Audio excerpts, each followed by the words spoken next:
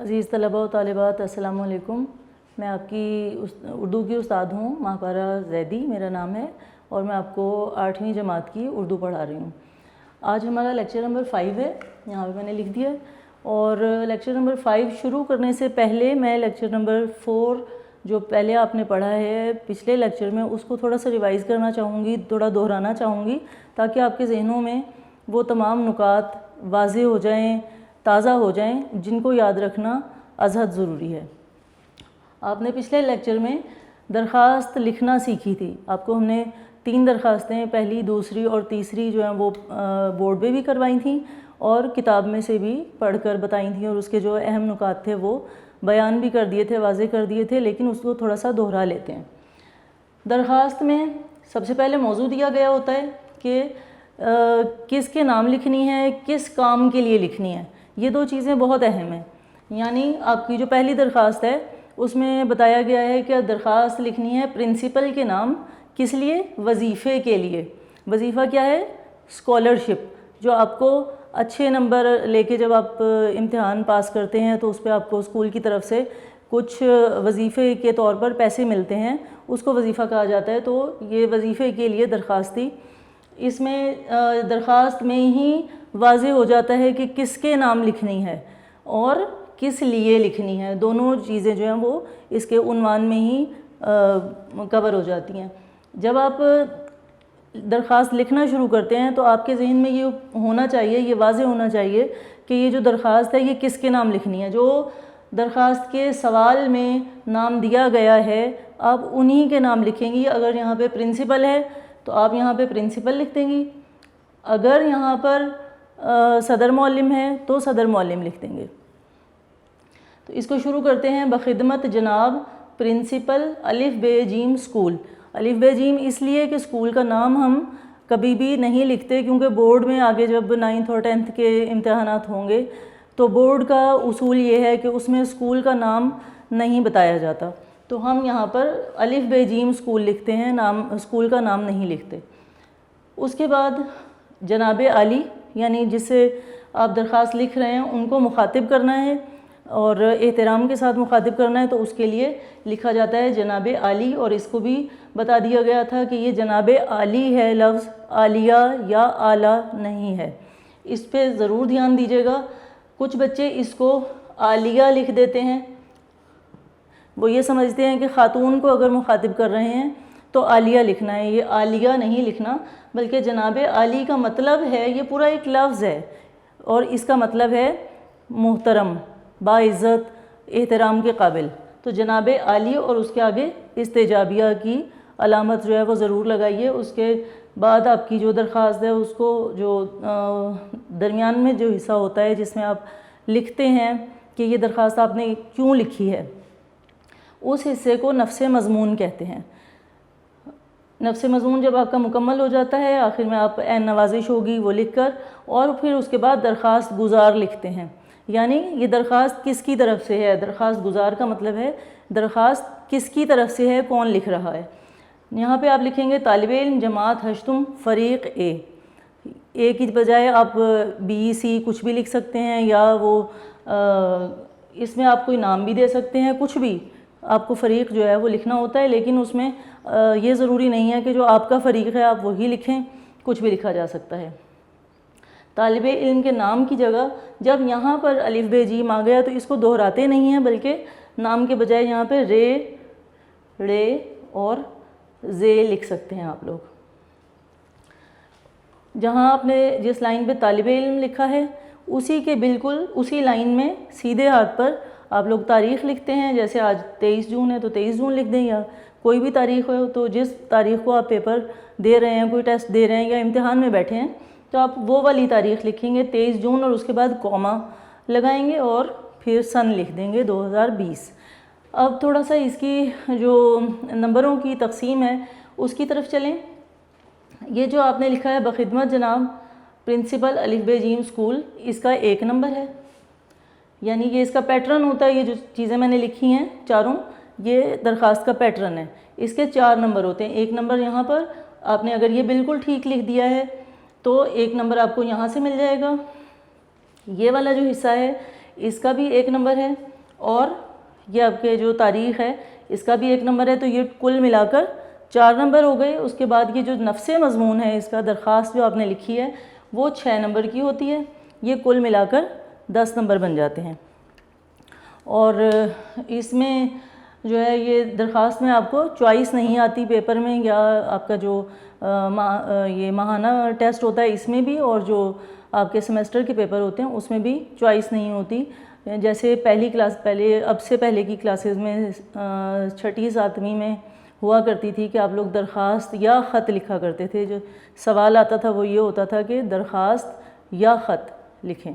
تو یہ اب جو ہے وہ خط کا سوال الگ ہے اور درخواست کا الگ ہے، تو آپ کو درخواستیں ساری بہت اچھے طریقے سے یاد کرنی ہے کیونکہ یہ 10 نمبر کا سوال ہے۔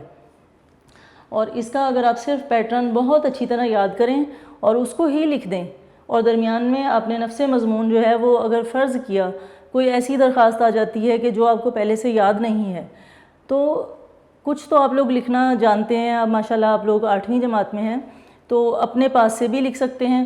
اگر یہ پیٹرن آپ کو اچھے سے آتا ہے تو آپ نفس مضمون اپنے پاس سے تھوڑا سا بھی لکھ دیں گے تو 4 نمبر اس کے لازمی آپ کو مل جائیں گے، 1-2 نمبر یہاں سے بھی مل جائیں گے، تو آپ کے نمبر جو ہیں وہ اگر نہیں بھی آتی ہے درخواست پھر بھی 10 میں سے آپ 7-8 نمبر لے جائیں گے، جو بڑی کامیابی ہوتی ہے۔ ہاں، اگر آپ نے بہت اچھے سے درخواست یاد کر رکھی ہے اور آپ بہت اچھی درخواست لکھ دیتے ہیں، جو آپ کے نوٹس میں بھی بہت اچھی درخواستیں لکھی ہوئی ہیں، تو آپ کو 10 میں سے 10 نمبر بھی مل جاتے ہیں۔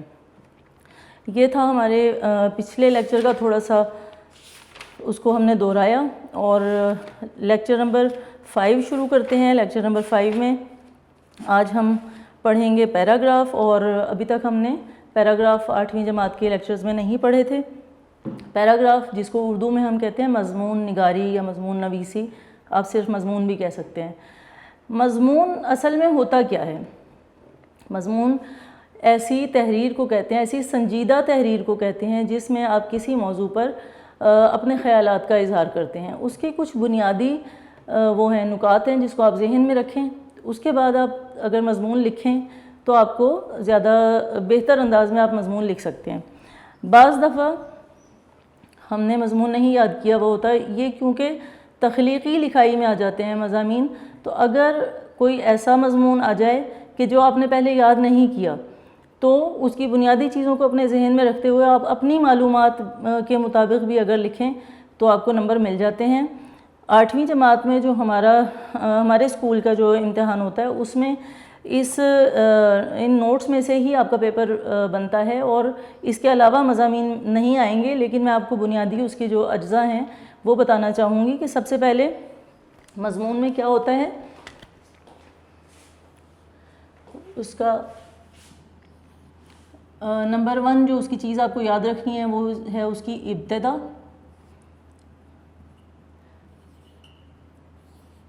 جس میں کیا آ جاتا ہے تعارف، آپ کا جو بھی موضوع ہے اس موضوع سے متعلق آپ کو اس کا تعارف دینا ہوتا ہے۔ اس کے بعد نفس مضمون،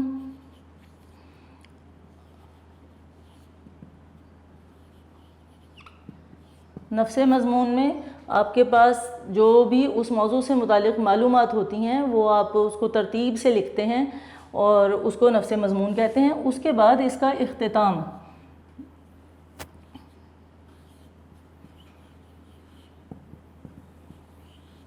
یعنی جب ہم کوئی بات شروع کرتے ہیں، جب ہم ویسے بھی گفتگو کر رہے ہوتے ہیں تو ہم اپنے بات کا کوئی نہ کوئی نتیجہ ضرور اخذ کرتے ہیں۔ ایسا نہیں ہوتا کہ ہم بات شروع کریں اور اس کو پھر درمیان میں چھوڑ دیں۔ اگر ہم درمیان میں چھوڑ دیں گے تو وہ ایک بے مقصد نامکمل بات رہ جائے گی۔ جب تک ہم اسے مکمل نہیں کریں گے، کوئی نتیجہ اخذ نہیں کریں گے، اس کو اختتام اس کا نہیں لکھیں گے تو وہ بات جو ہے وہ اچھی نہیں لگتی۔ اس لیے مضمون کی یہ بنیادی چیزیں ہیں، یعنی اس کی ابتدا آپ کہاں سے کرتے ہیں، اس کا تعارف دیتے ہیں، جو بھی موضوع ہے اس کے متعلق آپ اس کا تعارف تھوڑا سا بتاتے ہیں۔ اس کے بعد نفس مضمون پر آ جاتے ہیں۔ نفس مضمون آپ کے اپنے خیالات اور آپ کی معلومات دونوں ہو سکتی ہیں۔ اگر کوئی ایسا مضمون ہے جس سے آپ موضوع سے اختلاف رکھتے ہیں، یعنی بعض دفعہ ایسے موضوعات دیے جاتے ہیں کہ جس کے متعلق آپ کو اظہار خیال کرنا ہوتا ہے، تو آپ کی رائے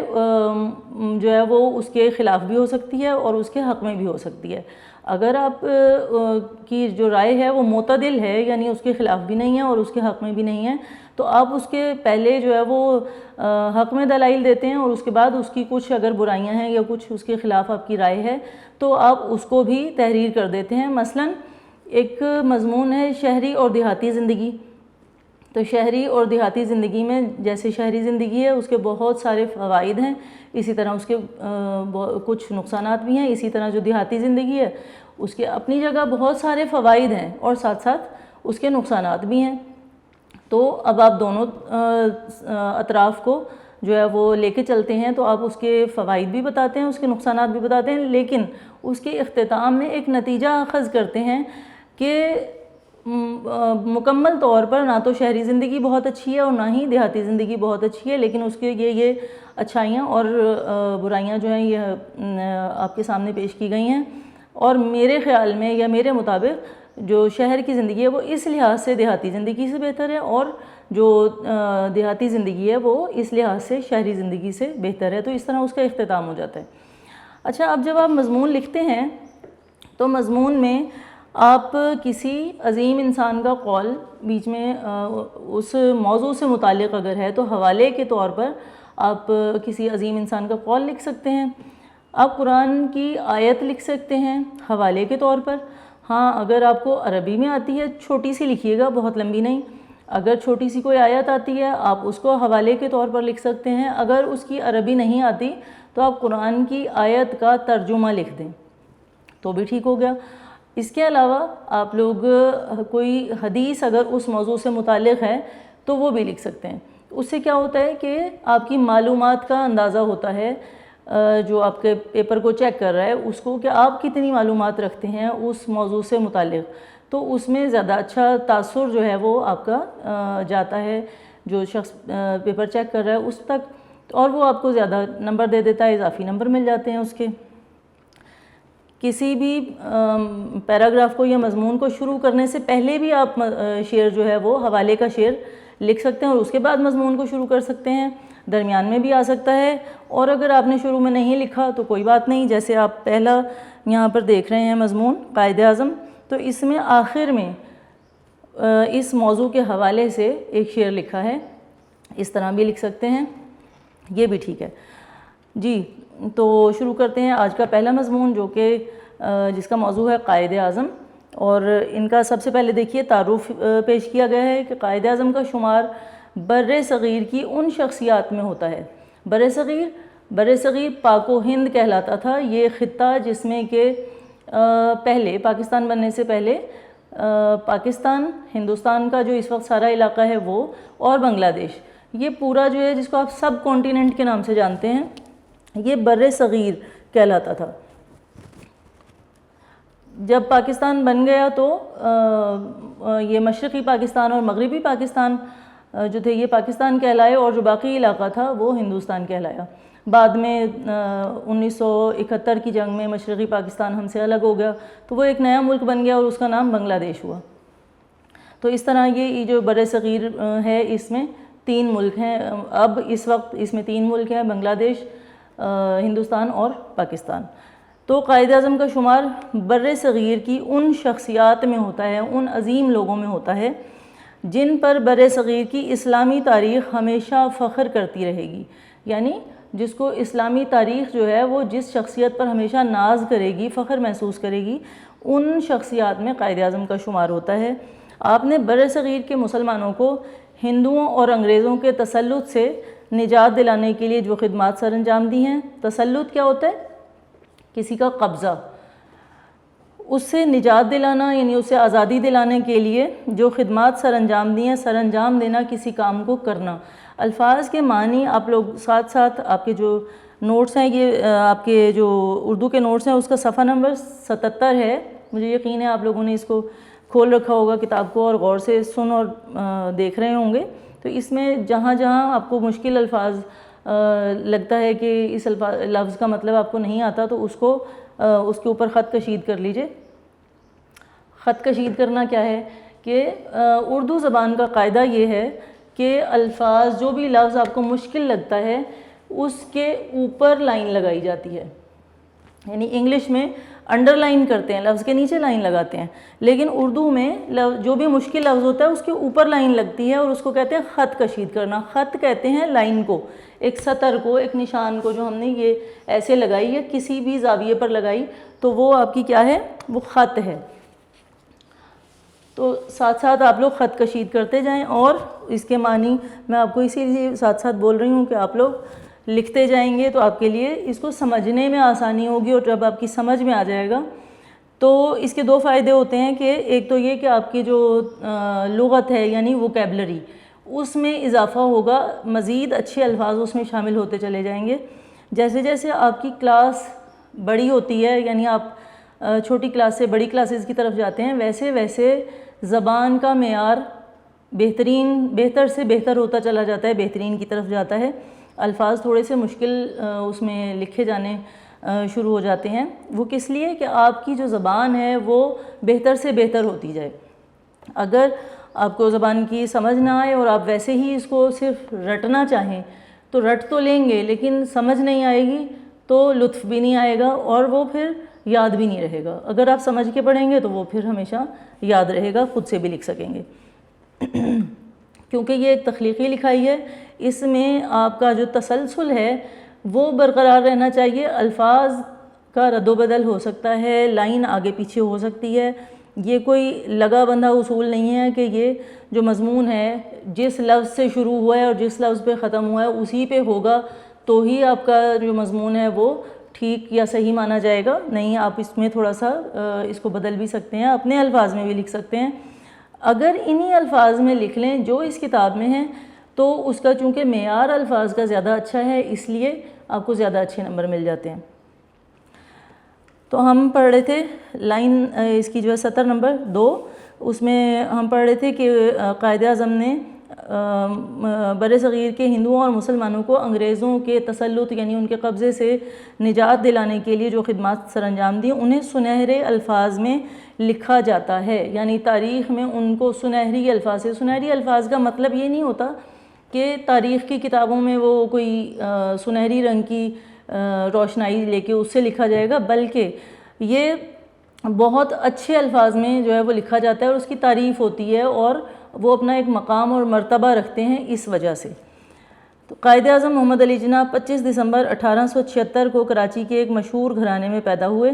اب یہاں تک ان کا تعارف آ گیا تھا, اب ان کا آگے جو ہے وہ ان کے بارے میں معلومات شروع ہوتی ہیں کہ قائد اعظم پہلے بتایا کہ وہ کون تھے اور اس کے بعد ان کا جو ہے وہ آگے ان کے بارے میں معلومات جو ہیں وہ دی جانے لگیں کہ قائد اعظم محمد علی جناح جو ہیں وہ 25 دسمبر 1876 کو 1876, کچھ بچوں کو اردو کی جو گنتی ہے اس کی سمجھ بھی نہیں آتی تو وہ اکثر پوچھتے ہیں کہ 1876 کیا ہوتا ہے. آپ کی آسانی کے لیے اسی لیے کتاب میں انگلش کی جو گنتی ہے وہ لکھ دی گئی ہے تاکہ آپ آسانی سے اس کو سمجھ لیں. اگر اردو پڑھ رہے ہیں تو اردو میں ہی گنتی بولیں اور پڑھیں تو زیادہ اچھی بات ہے. 25 دسمبر 1876 کو کراچی کے ایک مشہور گھرانے میں پیدا ہوئے ہیں. آپ کے والد کا نام پونجا جناح تھا جو کاٹھیا واڑ کے رہائشی تھے. کاٹھیا واڑ ایک علاقے کا نام ہے, وہاں کے رہنے والے تھے. رہائشی کا مطلب ہوتا ہے رہنے والے. اور یہ کیا کرتے تھے, یہ چمڑے کا وسیع کاروبار کرتے تھے. قائد اعظم نے ابتدائی تعلیم سندھ مدرسۃ الاسلام کراچی سے حاصل کی. یعنی آپ کے جو والد تھے وہ کاٹھیا واڑ کے رہنے والے تھے لیکن بعد میں وہ لوگ کراچی آ گئے تھے پاکستان بننے سے پہلے ہی. تو وہاں پر کراچی میں ہی قائد اعظم کی ولادت ہوئی اور اس کے بعد جب قائد اعظم تھوڑے سے بڑے ہوئے تو انہوں نے اپنی ابتدائی یعنی شروع کی تعلیم جو ہے وہ ایک مدرسہ تھا. مدرسہ کہتے ہیں اسکول کو. مدرسہ اس وقت آپ کے ذہن میں شاید مدرسے کا جو تصور ہے وہ تبدیل ہو چکا ہے. آپ لوگ مدرسہ سمجھتے ہیں اس جگہ کو جہاں پہ دینی تعلیم حاصل کی جائے, لیکن یہ چونکہ اس وقت کی بات ہے جب عربی اور فارسی زبان کا غلبہ تھا تو اس میں فارسی زبان کا لفظ ہے یہ جس میں مدرسہ جو ہے یہ اسکول کو کہا جاتا ہے اور اس کا مدرسے کا نام تھا سندھ مدرسۃ الاسلام اور یہ کہاں تھا, کراچی میں تھا. وہاں سے آپ نے ابتدائی تعلیم حاصل کی تھی. اس کے بعد اعلیٰ تعلیم انگلستان سے حاصل کی. انگلستان کیا ہے, جس کو آج آپ لوگ برٹن کے نام سے جانتے ہیں، انگلینڈ کہتے ہیں، برطانیہ بھی کہہ دیتے ہیں، اس کو انگلستان کہا جاتا تھا اور اب بھی کہا جاتا ہے۔ تو انگلستان سے انہوں نے ابتدائی تعلیم کے بعد اعلیٰ تعلیم جو ہے وہ انگلستان سے حاصل کی۔ آپ نے بیرسٹری کا امتحان پاس کیا اور 1896 میں وطن واپس آ گئے۔ قانون کی ڈگری ہوتی ہے جو کہ برطانیہ سے انہوں نے حاصل کی، اور اس کے بعد 1896 میں 1896 میں قائد اعظم جو ہیں وہ واپس وطن آ گئے۔ آپ نے سیاست کا آغاز کانگریس میں شمولیت سے کیا، یعنی کانگریس میں شامل ہونے سے کیا۔ شروع میں مسلمانوں کے جو رہنما ہیں، بہت سارے رہنما جو تھے، ان کا یہ خیال تھا کہ انگریز جو ہے وہ ہمارا مشترک دشمن ہے، یعنی ہندو کا اور مسلمان کا مشترک دشمن ہے، اس کو یہاں سے نکال دینا چاہیے اور ہندوؤں اور مسلمانوں کو مل کر اس کے لیے جد و جہد کرنی چاہیے۔ لیکن آہستہ آہستہ ہندوؤں کی جو سازشیں تھیں وہ بے نقاب ہوئیں، ان کی چالیں ہمارے سامنے آئیں۔ ہمارے رہنما جو تھے ان کو پتہ چلا کہ نہیں، ہندو سازش کر رہے ہیں، یہ انگریز کو یہاں سے نکال کر خود اس پورے بر صغیر پر اپنی حکومت قائم کرنا چاہتے ہیں، اور پھر کیا ہوگا کہ مسلمان یا دوسری کوئی بھی جو کسی دوسرے مذہب سے تعلق رکھنے والے جو لوگ ہیں وہ یہاں اقلیت کا درجہ ان کا رہ جائے گا، اقلیت کی حیثیت رہ جائے گی، اور کیونکہ وہ تعداد میں کم ہوں گے تو ہندوؤں کا پھر جو دل چاہے گا وہ کریں گے۔ اور ہندوؤں کے بارے میں سب لوگ ہی جانتے تھے کہ یہ ایک چال باز قوم ہے اور یہ کسی کو بھی اپنے برابر نہیں سمجھتی، اور یہ جب ان کی حکومت ہوگی تو یہ دوسرے لوگوں کو، دوسرے مذاہب کے لوگوں کو سکون سے نہیں رہنے دیں گے، جو کہ آج بھی آپ لوگوں پر یہ بات ثابت ہو چکی ہے کہ وہاں پہ جو عیسائی اور مسلمان ہیں وہ کس طرح تنگی کا شکار ہیں اور کس طرح کے مظالم ان کے ساتھ روا رکھے جا رہے ہیں ہندوؤں کی طرف سے اور ہندو حکومت کی طرف سے۔ تو چونکہ اس وقت تک قائد اعظم کو اندازہ نہیں تھا ہندوؤں کی چالوں کا اور ان کی سازشوں کا، لہٰذا قائد اعظم جب وطن واپس آئے تو انہوں نے سیاست کا آغاز کیا، لیکن کانگریس میں شمولیت اختیار کی۔ کانگریس وہ جماعت ہے جو ہندوؤں کی نمائندہ جماعت تھی، اس میں شامل ہو گئے۔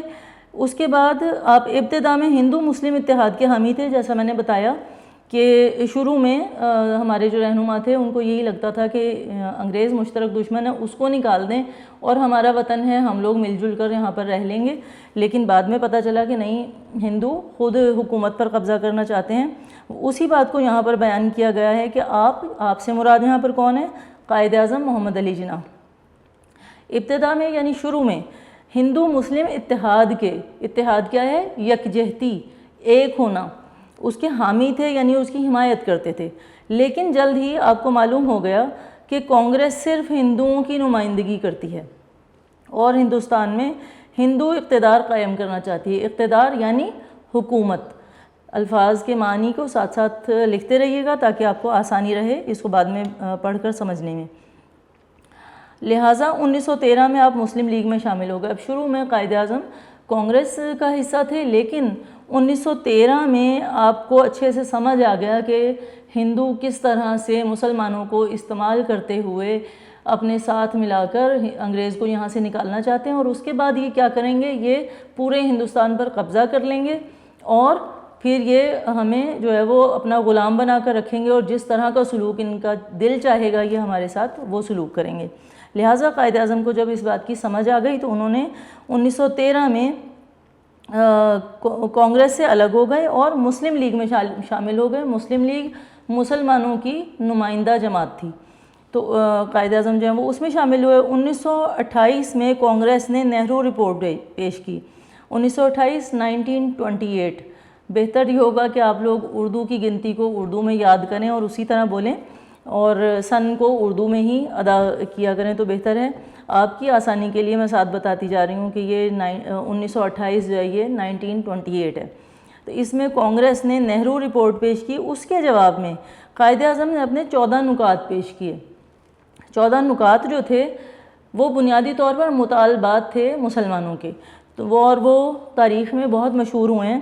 تو آگے چل کے آپ لوگ 9th اور 10th کلاس میں اس میں مطالعہ پاکستان جب پڑھیں گے تو اس میں 14 نکات بھی انشاءاللہ ضرور پڑھیں گے۔ تو قائد اعظم نے 14 نکات پیش کیے۔ اس کے بعد 23 مارچ 1940 میں مسلم لیگ کا سالانہ اجلاس، سالانہ یعنی 1 سال کے بعد جو اجلاس ہوتا ہے، کس کا اجلاس تھا؟ یہ جو مسلمانوں کی نمائندہ جماعت تھی مسلم لیگ، اس کا یہ سالانہ اجلاس تھا۔ اس میں قرارداد پاکستان منظور کی گئی، یعنی ایک قرارداد پیش کی گئی جس میں جو مسلم لیگ کے جتنے بھی نمائندے تھے، بڑے بڑے رہنما تھے، انہوں نے شرکت کی، اور اس میں یہ قرارداد پیش کی گئی کہ یہ جو قرارداد ہے اس میں یہ مطالبہ پیش کیا گیا کہ پاکستان کا مطالبہ جو ہے وہ ہمیں کرنا چاہیے یا نہیں، یا پاکستان بننا چاہیے یا نہیں، اور وہ جو قرارداد ہے وہ اکثریت سے، بلکہ تمام ہی جو رہنما تھے انہوں نے اس کے حق میں ووٹ دیا، اور یہ جو قرارداد تھی یہ منظور ہوئی۔ اور یہ قرارداد کس نے پیش کی تھی؟ علامہ اقبال نے یہ قرارداد پیش کی تھی، اور یہ جو ہے 23 مارچ 1940 کو پیش کی گئی تھی۔ منٹو پارک لاہور میں یہ اجلاس ہوا تھا، اور جس کو اب آپ لوگ جو ہے وہ اقبال پارک کے نام سے جانتے ہیں، کافی بڑا پارک ہے، اور اس پر اب مینار پاکستان اسی قرارداد کے منظور ہونے کی یادگار کے طور پر اس جگہ پر جو ہے وہ یہ مینار تعمیر کیا گیا ہے۔ تو یہ جو قرارداد ہے یہ وہاں پر منظور ہوئی تھی۔ اس کے بعد قائد اعظم کی قیادت میں مسلمانوں نے آزادی کی جدوجہد کوشش کو کہتے ہیں، جدوجہد تیز کر دی، اور بالآخر 14 اگست 1947 کو، یعنی 14 اگست 1947 کو، 14 اگست 1947 کو پاکستان معرض وجود میں آ گیا۔ معرض وجود میں آنا یعنی بن جانا، جس کو آپ آسان الفاظ میں کہتے ہیں کہ 14 اگست 1947 کو پاکستان جو ہے وہ بن گیا۔ قیام پاکستان کے بعد، قیام پاکستان یعنی پاکستان کے بن جانے کے بعد، قائد اعظم پاکستان کے پہلے گورنر جنرل بنے۔ دن رات کی محنت سے آپ کی صحت خراب ہو گئی۔ قائد اعظم چونکہ بہت انتھک محنت کرتے تھے، اب پاکستان کے بن جانے کے بعد انتہائی کم وسائل کے ساتھ، انتہائی کم پیسوں کے ساتھ اس ملک کو چلانا، ملک میں جو مہاجرین آئے تھے ان کو اپنی اپنی جگہ پر جو ہے وہ سیٹل کرنا، ان کو گھر دینا، ان کو سہولتیں دینا، ہر طرح سے ان کا خیال رکھنا، اور پورے ملک کے انتظام کو چلانا، اس کو سنبھالنا انتہائی کم وسائل کے ساتھ جو ہے وہ انتہائی مشکل تھا۔ لیکن قائد اعظم نے انتھک محنت کی اور اس ملک کو کسی نہ کسی طرح سے چلایا، اور محنت کرنے کی وجہ سے کیا ہوا کہ دن رات کی محنت سے آپ کی صحت خراب ہو گئی، اور 11 ستمبر 1948 کو، یعنی پاکستان بننے کے تقریباً 1 سال کے بعد، پاکستان جو ہے وہ 14 اگست کو بنا ہے، اور 11 ستمبر یعنی 1 سال اور تقریباً 1 مہینے کے بعد 1948 میں، 1948 میں آپ خالق حقیقی سے جا ملے، یعنی انتقال فرما گئے۔ یہاں پہ خالق حقیقی سے مراد کون ہے؟ انسانوں کا خالق اور مالک کون ہے؟ اللہ تعالیٰ کی ذات ہے۔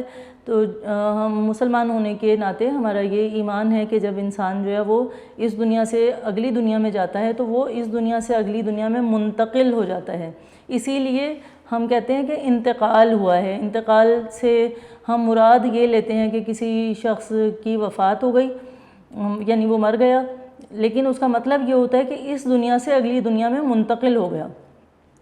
تو جب انسان اس دنیا سے اگلی دنیا میں جاتا ہے تو وہ اللہ تعالیٰ سے جو ہے وہ جا ملتا ہے، اس کی روح جو ہے وہ آگے عالم بقا کی طرف چلی جاتی ہے۔ تو اس کے لیے ایک لفظ استعمال کیا جاتا ہے کہ خالق حقیقی سے جا ملنا۔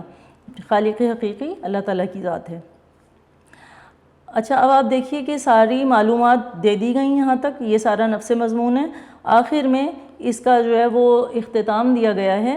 اس کو الگ الگ پوائنٹس بنا کے نہیں لکھنا آپ نے کہ آپ یہ سوچیں کہ پہلے ابتدا کا جو ہے وہ سرخی دے دی اور اس کے بعد تعارف کی اور پھر نفس مضمون کی اور پھر اختتام کی، ایسے نہیں لکھنا۔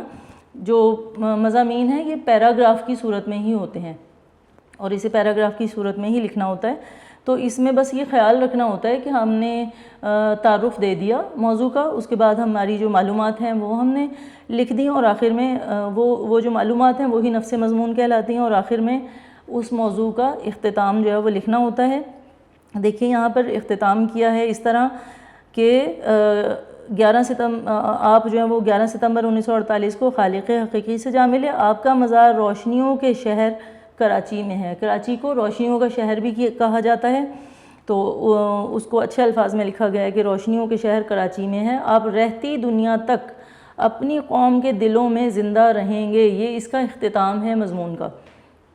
اور آخر میں ایک شعر جو ہے وہ یہاں پہ حوالے کے شعر کے طور پر لکھا گیا ہے جو اقبال کا شعر ہے کہ ہزاروں سال نرگس اپنی بے نوری پہ روتی ہے, بڑی مشکل سے ہوتا ہے چمن میں دیدہ ور پیدا. تو یہ عظیم لوگوں کے بارے میں جو یہ شعر ہے یہ کہا جاتا ہے, تو یہ یہاں پر لکھ دیا گیا. اس شعر کو آپ اسی مضمون کے شروع میں بھی لکھ سکتے ہیں جہاں آپ نے قائد اعظم جو ہے وہ لکھا ہے, موضوع لکھا ہے, تو اس کے بعد جب آپ شروع کریں تو آپ یہاں پر شعر سے بھی شروع کر سکتے ہیں. اور اس کے بعد آپ نفس مضمون لکھیں گے, وہ جتنی بھی لائنز کا ہو جائے گا وہ لکھ کے اس کے بعد اس کا جو ہے وہ اختتام لکھیں گے, اور اس کے نیچے کچھ اور نہیں لکھنا ہوتا, بس یہاں تک جو ہے وہ ایک مضمون ہو جاتا ہے. جی طلبہ, یہ آپ کا آج کا لیکچر تھا, لیکچر نمبر 5, جس میں ہم نے گزشتہ لیکچر کو تھوڑا سا ہم نے دہرایا تھا, درخواست کو, اور ساتھ میں ہم نے مضمون نگاری سیکھی تھی کہ کس طرح سے لکھا جاتا ہے. اور آپ کا جو پہلا مضمون ہے اس میں اس کو ہم نے تفصیل سے پڑھا اور مشکل الفاظ کے معنی لکھے. آپ کا یہ جو مضمون ہے یہ آپ کے ٹیسٹ میں یا آپ کا جو سیمیسٹر کے پیپر ہوتے ہیں اس میں امتحان میں یہ 15 نمبر کا مضمون ہوتا ہے, اس کو اپنے ذہن میں رکھیے گا. مضمون آپ کو بہت اچھی طرح تیار کرنا ہے, اور حرف بہ حرف چاہے نہ لکھیے, لیکن کوشش آپ کی یہ ہونی چاہیے کہ آپ لوگ اسی کے الفاظ کو یاد رکھیں, اچھے الفاظ کو جو ہے وہ اچھے الفاظ میں مضمون لکھیں. زبان کا معیار ہشتم جماعت کے معیار پر پورا اترنا چاہیے. آخر میں آپ کو چھوٹا سا اخلاقی سبق دیتی جاؤں کہ بہت ہی چھوٹی سی بات ہے, با ادب با نصیب, بے ادب بے نصیب. کہتے ہیں کہ جو لوگ بڑوں کا ادب کرتے ہیں وہ خوش نصیب ہوتے ہیں کیونکہ خدا ان کو پسند کرتا ہے. دوسرے, وہ جب بڑوں کا ادب کرتے ہیں, احترام کرتے ہیں, تو ان کی بات کو غور سے سنتے ہیں, ان کی جو کام ان کو کہا جاتا ہے کہ یہ کرو وہ کر دیتے ہیں, اور جس بات سے بڑے روکتے ہیں اس سے رک جاتے ہیں. اس سے کیا ہوتا ہے کہ بڑوں کے جو زندگی بھر کا نچوڑ ہوتا ہے وہ نچوڑ وہ ہمیں بتا رہے ہوتے ہیں, ہمیں سکھا رہے ہوتے ہیں کہ یہ اچھا ہے, اس راستے پر چلو, یہ برا ہے, اس پر نہ چلو, اس سے بچو, اگر اس کام کو کرو گے تو نقصان اٹھاؤ گے. تو اگر ہم اپنے بڑوں کی بات کو مانتے ہیں تو ہم فائدے میں رہتے ہیں, اور اس سے کا نتیجہ کیا ہوتا ہے کہ ہم اس کے فوائد جب حاصل کرنا شروع کرتے ہیں تو ہمارا نصیب خود بخود اچھا ہو جاتا ہے. کیونکہ نصیب اصل میں کیا ہے, وہی سب کچھ ہے جس کے لیے ہم کوشش کرتے ہیں. جیسا کہ قرآن پاک میں اللہ تعالیٰ ارشاد فرماتا ہے, لیس الانسان الا ما سعی, انسان کے لیے وہی کچھ ہے دنیا میں, وہی کچھ ہے جس کے لیے وہ کوشش کرتا ہے. تو جس چیز کے لیے ہم کوشش کریں گے, بڑوں کے بتائے ہوئے اصولوں پر چلیں گے, ان کے احکامات کو جو ہے وہ ہم ان کی پیروی کریں گے, تو خود بخود ہمارا نصیب اچھا ہوتا چلا جائے گا. بس اس چیز کو ذہن میں رکھیے گا کہ ہمیشہ اپنے سے بڑے کا احترام کیجیے, عزت کے ساتھ پیش آئیے, اور زندگی کی کامیابیوں کو حاصل کیجیے.